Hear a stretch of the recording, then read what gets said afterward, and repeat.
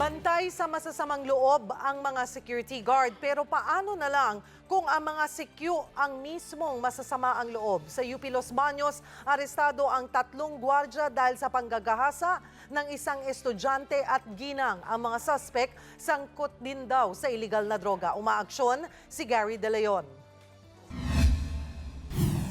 Halinhinan, ginahasa at pinagbantaan ng buhay.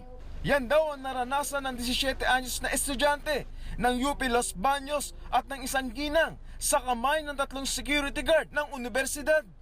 April 18 ng hapon, naglalakad daw sa Palma Bridge sa loob ng campus ang estudyante. Pauwi ng kanyang dormitoryo nang harangin ng mga sospek.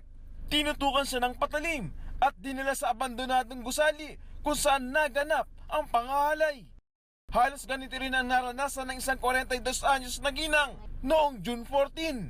Naglalakad daw ang ginang sa National Highway ng Barangay Maahas sa labas ng UP Los Baños nang lapitan ng mga sospek at sa pilitang isinakay sa isang asul na kotse. Doon na rin daw siya hinalay pero nakatalon sa sasakyan at nakatakas. Actually, dapat din naman po ako magpasalita kaso naalala ko lang po yung 2 anak ko.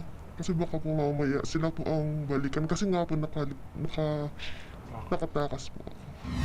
Nakilala raw ng ginang ang 3 sospek at agad inireport sa pulis. Sa pamamagitan ng one-time big time operation, aksidenteng nahuli ng PNP Los Baños ang 3 gwardya at dito na nga sila kinilala ng mga biktima. Kinilala ang mga sospek na sina Rodrigo Landicho, Roberto Cañete at JV Taise. Yung 3 ngang ito ay kasama sa mga drug personality na ating sinusubaybayan. So nahuli po natin ito sa pamamagitan ng ating mga anti-illegal drugs operation, which later on, nung maiharap ito sa naging biktima ay positibong itinuro ito ng mga biktima. Tumangging magbigay ng pahayag ang mga sospek, pero aminado silang nagawa ang krimen dahil sa impluwensya ng illegal na droga. Naharap sa kasong abduction at rape ang mga sospek na nakakulong na sa Los Baños Municipal Jail. Umaaksyon! Gary De Leon, News 5.